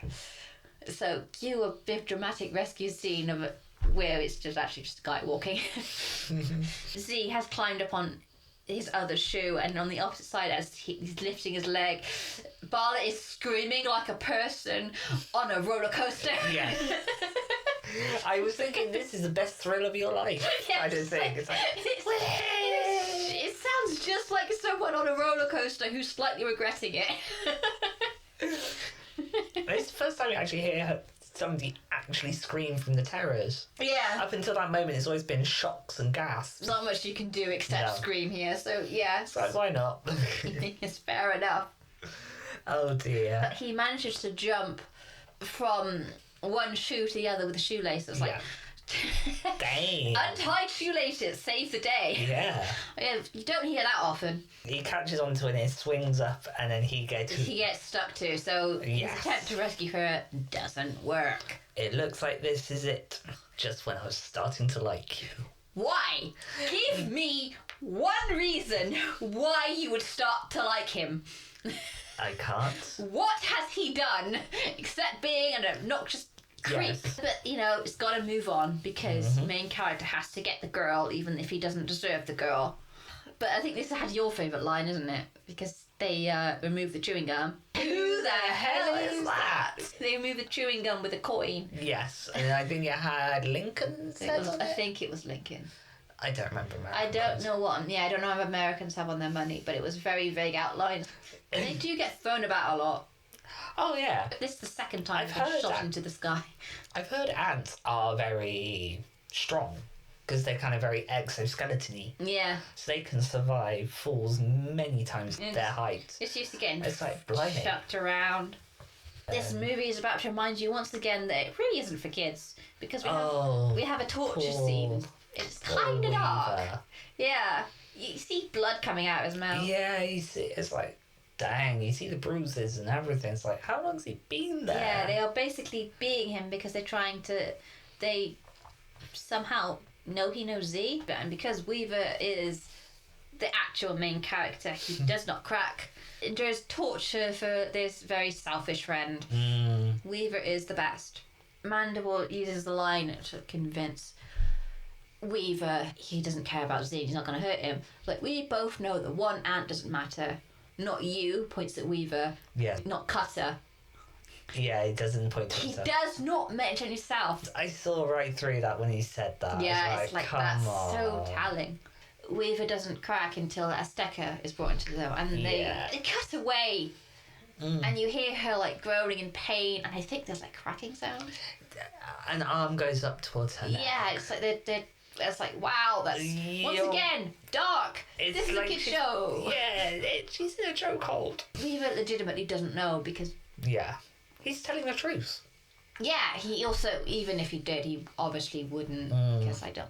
Yeah, but he gets like a light bulb moment. Yeah. Like Insectopia. I don't know how he'd think this because he Yeah. obviously didn't seem interested, but I think he was just grasping at straws. Yeah. And we get Cutter saying Insectopia doesn't exist, and here's where we learn that Mandible knows about Insectopia. Yes. But even Cutter doesn't. So That's where. he's really kept that under wraps. Yeah. That's obviously something he really, really doesn't want anyone knowing because it's not that far away.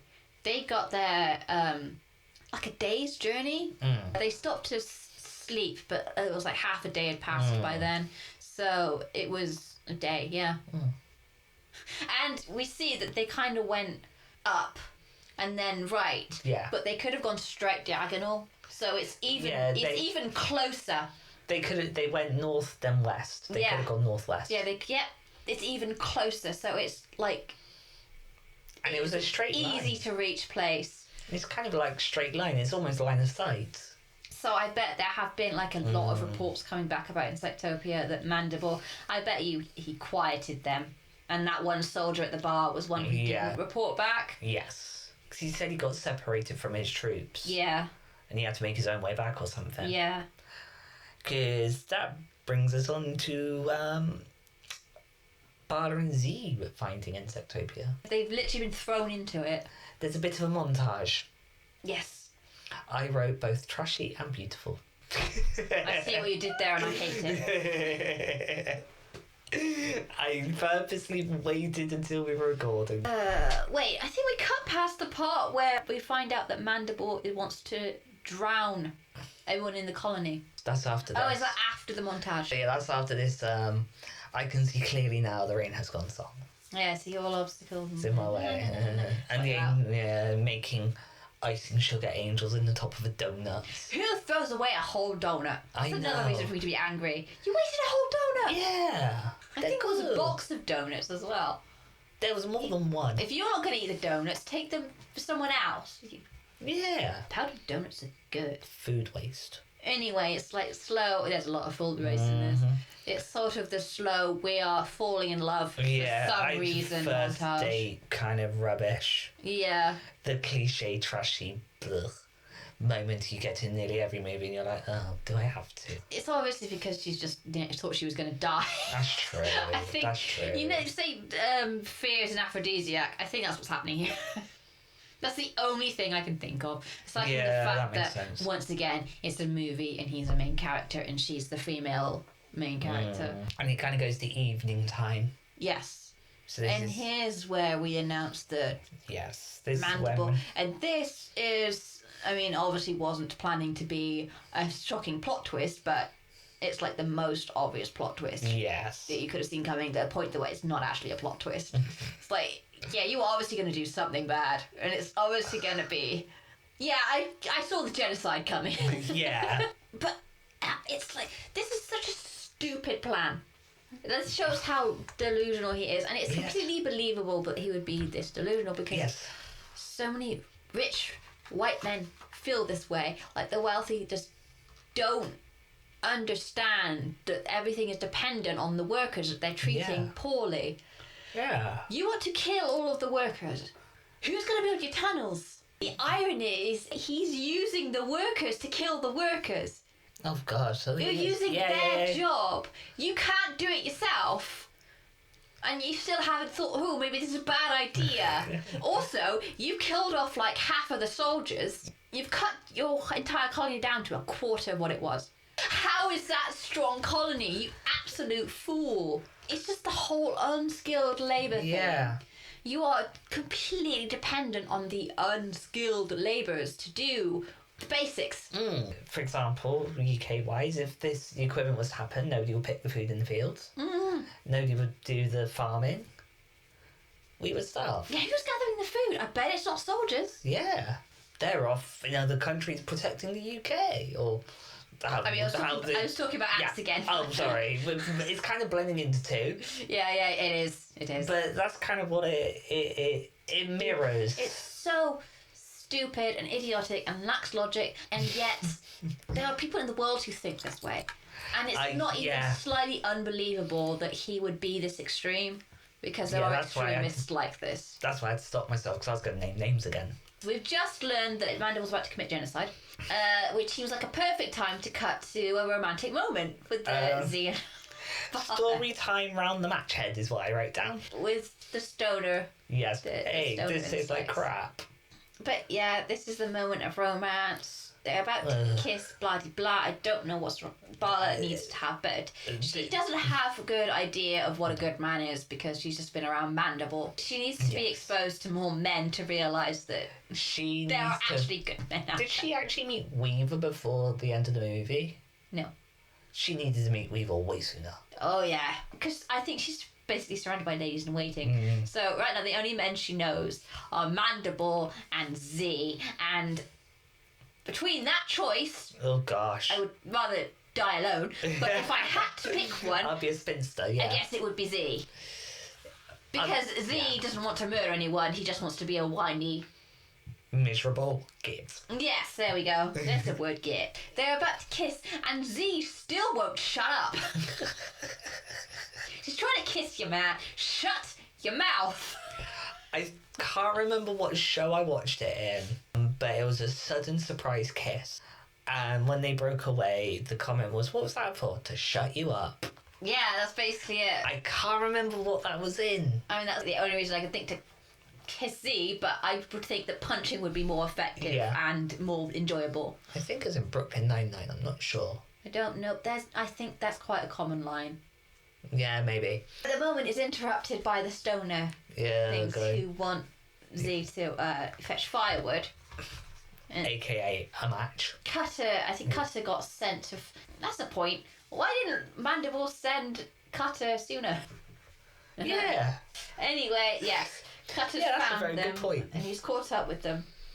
And he It seems like a really good tracker, but he lands the other side of where Barla's behind him. He doesn't think she's right there and he doesn't see her. He doesn't think to turn around. Maybe you are naive, because you don't seem very observant, buddy. Even though Cutter does not see them. I mean, turn around, man. Everyone points her out. She's right there behind you, you absolute dum-dum. That's what they need for when they're picking out jobs. Optometrists. Clearly. Yeah. Yes. Because they're blind to Mandible blooming being as subtle as a brick. Yeah. Well, that was more hearing aids, so that's... Is that audiologist? I think that's common sense. I don't think there's a doctor for that, unfortunately, which seems like a problem, because we clearly need a doctor for common sense. Yeah. He wants to take Barla back. That's it. And Barla doesn't want to. but he's under Mandible's command, so she doesn't really get a say. Nope. But once again, someone protects Z because Cutter wants to know where Z is. Oh, yes. And she claims that he died. She's trying to protect him. Why? Once again, someone cares about Z. But, to be fair, Z does show some growth here because he cares about Nala. Maybe that's just his libido talking again. Yes. But he actually doesn't decide right away to go back. He has a little, oh no, what do I do? Yeah, pace back and forth for a couple of moments. Because I think he does think like, well, maybe, it wouldn't work out. So that's not the point, dude. And then we get one of our favourites back. Yeah, we get poor Chippy, who has found a bottle of booze and is drinking his sorrows away. Oh, poor Chip. Because he lost his love. He lost his little Muffy. Something like that. It's a name. But he said he wants to... I want to help you find your true love because I've lost mine. It's like, Chippy, at least you survived. Yes. Oh, that is something I missed just before the awkward kiss and, nearly kiss and Z not shutting up. Z is talking about Barbados. Oh, yes, and he's talking about the situation and he's talking to Nala about what it's like. And I think that is Nala's proper character development moment. I think that is what she needed.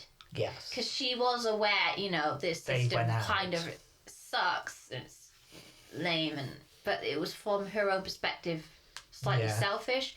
And as soon as she learns what it's like for others, I think that was when she was like, I need to change things.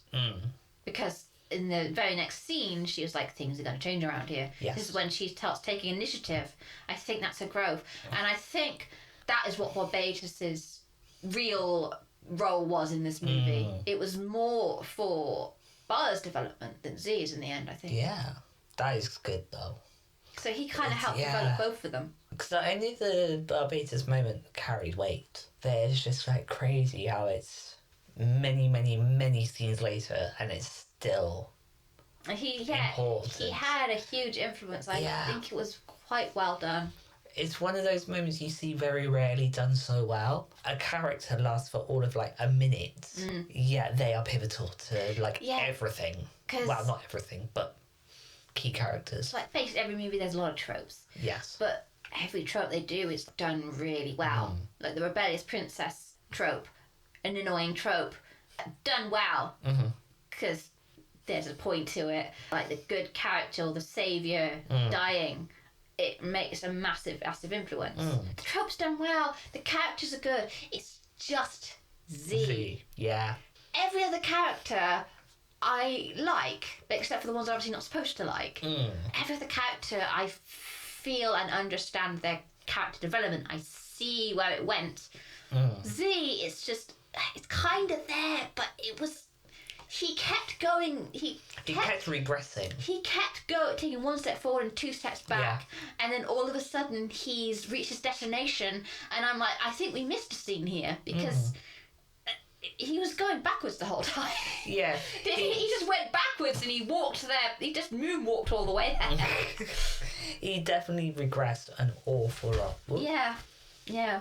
He didn't seem to learn from his lessons. Yeah, I'm so glad they get better main characters because there's so many DreamWorks main characters that's so good, but C is just I don't see any redeeming qualities. No, they tried so hard to make him relatable they forgot to give him any character. They forgot to give him redeeming qualities. Whoops, there goes my shoe. Oh, am I right in remembering a lot of it was ad-libbed?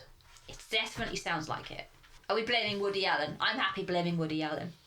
Because I think that's a lot of the problem.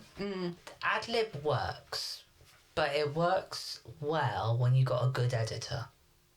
And I think and they were too scared to cut. He just didn't work. So they bring Bala back. Yes. And Bala is ready to go. She was throwing punches earlier in the movie. Yeah. Now she's throwing verbal punches. She's had enough. She's got that fire lit underneath her. She's ready to blow. She's found out what it's really like, and she's like, nope, I'm not having this. And pulls rank. I am sick of you, Mandible. Pulls rank going, I'm the princess, I outrank you. He got rid of all those loyal to the queen, Yeah. so everyone who'd be loyal to Bala is gone. Yeah. So they corner her because she's trying to, like, get Mandible to calm down. Well, she's trying to shut Mandible up. So they lock her in the room where she'll be safe because Mandible is basically using her to Repopulate. start his own colony. Ew. That's worse than Z. Yeah, because they are about to complete construction. That's it. Well, it is destruction, but it's Yeah. framed as construction. Yes. And the queen is also in that room. They want to kill off the queen. Yes. I don't know why. Because she's really, really easy to influence. Like, I know. If I was Mandible, I would want them because they'll basically approve anything I want. Z has made it. Yes, he has made it back with Chip. Now, I can't remember this right, but I do believe he's going to the tunnel opening ceremonies. Is that right? I'm not sure because he kind of gets stopped as he walks in. He's like, you should be at the tunnel opening ceremony. Oh, right. Did he? I don't know if it was mentioned. The reason for the sarcasm is because they mentioned he's going to the tunnel opening ceremonies like 10 times. Oh, I wanted to count, but I forgot. It went on too long. Yes. And for some unknown reason, or it feels unknown, I don't remember why, he then is scaling the outside wall to... Because he's going to rescue Nala. Yeah. Bala. Bala. Dang it. How does he know she's there? I think it's known where Mandible's office is. And he knows she's been taken to Mandible?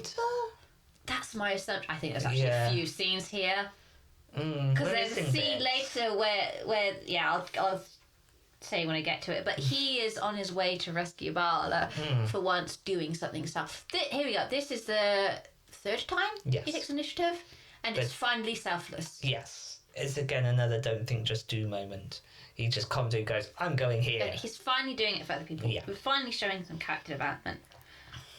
So he's on his way, and then Bala throws a chair out the window. Yes, she was clearly on her way to rescue herself. So, once again, Z is actually not needed. But at least he tried. In this moment, I feel like saying poor Z. But this is the only time. This is the only time he's trying. It's the only time. I'll say it.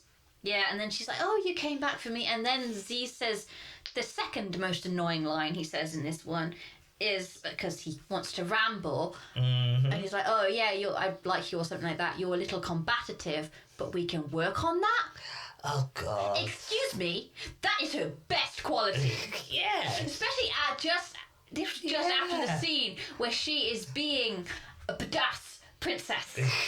Oh, yes.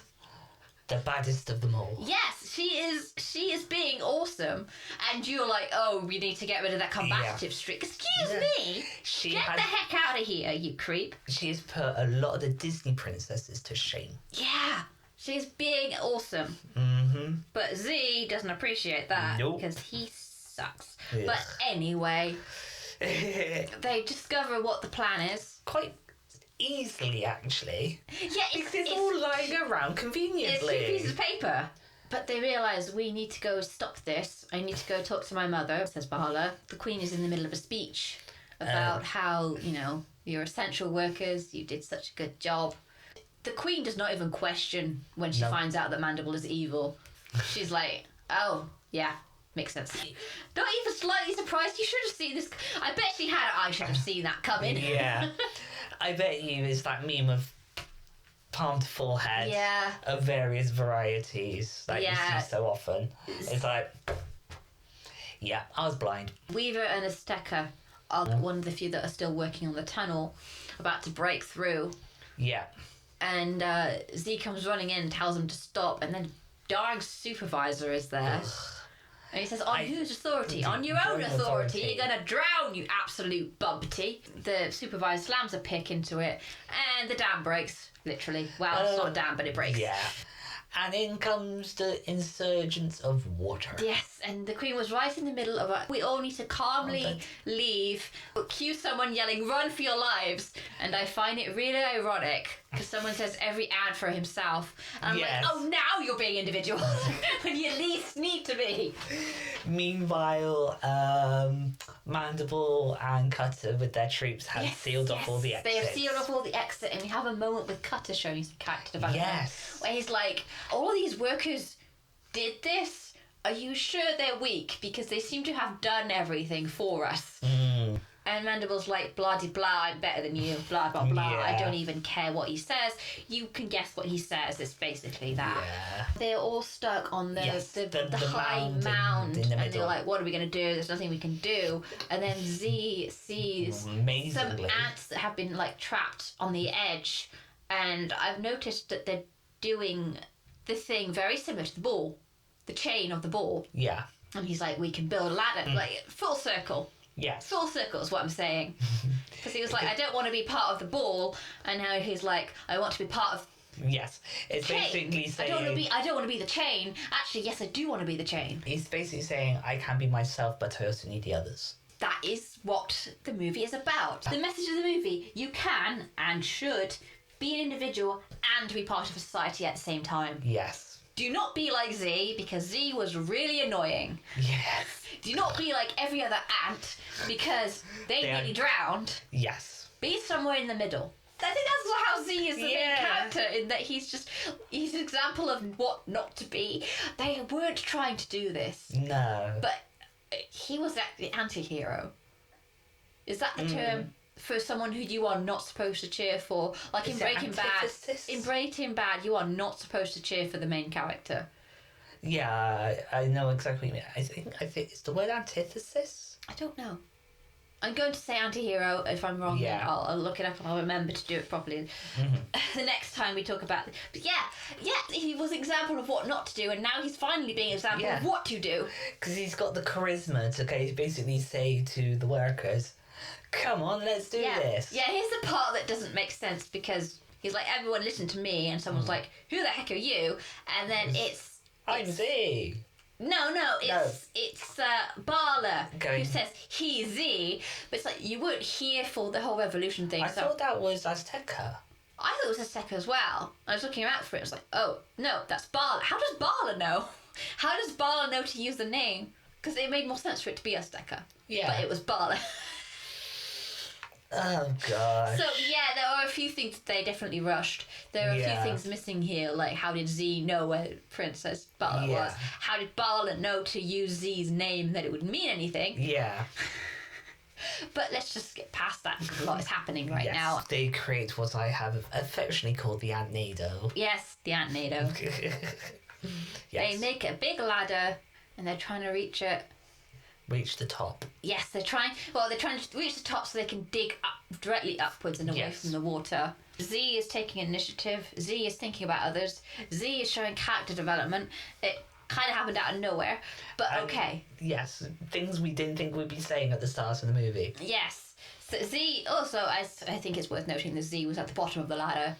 At the beginning, and so, caring about others. Weaver is also at the bottom of the ladder.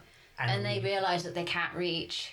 And Weaver's the one to tell them. I'm just going to ignore the fact that some ants higher up could have, funneled up a little bit. But no, Z needs to do it because he's the main character.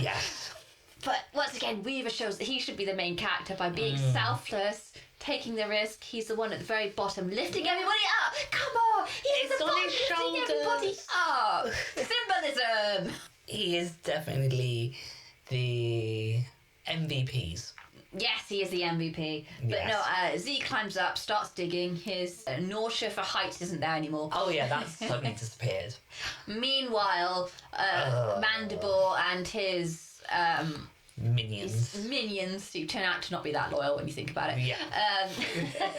He's making a speech about the weak element is now gone. We are now a stronger colony, even though there's very few of us left, quite frankly.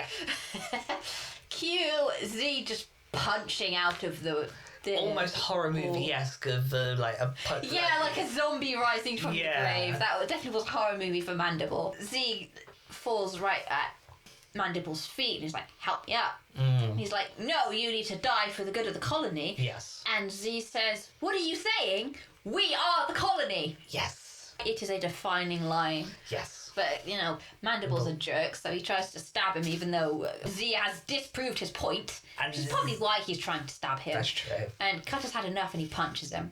And he's like, what are you doing, something, something, colony? What I should have done a long time ago. This is for the colony, sir.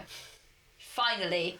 Yeah. It's like, Cutter, Finally. you could have done that so long ago. Oh, I know. But okay, you've done it now. At least there's that. Mandible goes for Cutter. Z pushes him out the way. They both fall. And Mandible falls right into a tree trunk. Even though we've seen ants being flung around everywhere, it kills him. But let's ignore the lack of logic that because, you know, drama. Yeah, I know. This is the whole thing. Conclusion needs to be taken. Yeah. Pick one or the other, not pick and choose both. You know, we needed to get rid of him. That's true. It was the easiest way to do it. Maybe he just landed funny. He landed face first. Maybe he cracked his neck. Oh. I think it might have been landing. I think his method of landing was bad. So, yeah, Z falls in the ground. Everyone's being lifted up. We are just hanging on the very edge. Because he had hold his breath for quite some time. Yeah, good on him. Yeah, Cutter has gone down to grab Z. Yeah. Do ants' wings stop working in the water? It doesn't matter. I don't know. This is why I'm kind of... I was thinking about that, but it doesn't matter. It's why I asked, have they researched an ant? I don't think they cared too much. And then the bit I didn't understand is like, ants no CPR? No, they don't. That is the worst CPR I've ever seen. It's like, what? There was no chest compressions. Yeah, you start with chest compressions. You actually don't even need to blow into their lungs. No. You need to chest compressions. And she did it for like a second. Yeah. So, yeah. Z's about to do a Disney thing in which he's like, you know, fake death. Fake out death. Yeah. We all think of this trope. I don't like this trope.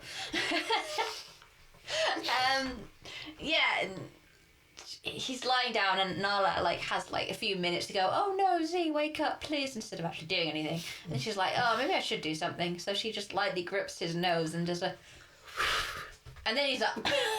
And like, that is the worst CPR I have ever seen, and the least dramatic CPR, frankly. Yeah. And then there's the outro. And then we have Z going on like, hey look, it's gone full circle. Gone full circle, and then they cut up to the actual New York skyline as opposed to it turns out they're in Central Park. Yes, a Central Park, and it was like the ants hill was literally two steps away from Insectopia. Yeah, it was literally like 2-3 meters away. I wonder if they all ended up in Insectopia. They probably did, didn't they? Yeah.